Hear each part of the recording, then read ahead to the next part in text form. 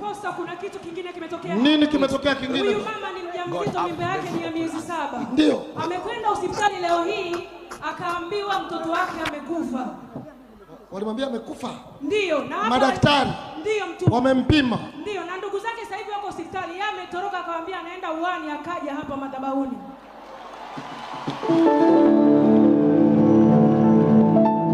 Ameambiwa mtoto amekufa. Akawatoroka ndugu zake. Amewatoroka ndugu zake, anasema hata hawajui alipo, anapiga simu hapokei. Dada, umewatoroka?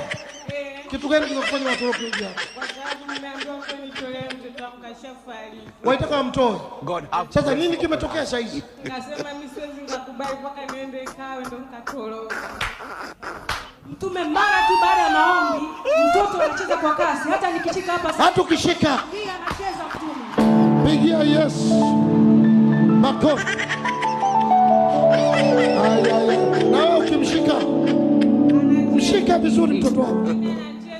Anaruka. Yaani kuja kuwapaka najisikia vibaya na umwa. Baada ya maombi anacheza vibaya. Njoo hapa. Ufufuo. Pigia Yesu makofi. Yesu amefufua mtoto wako.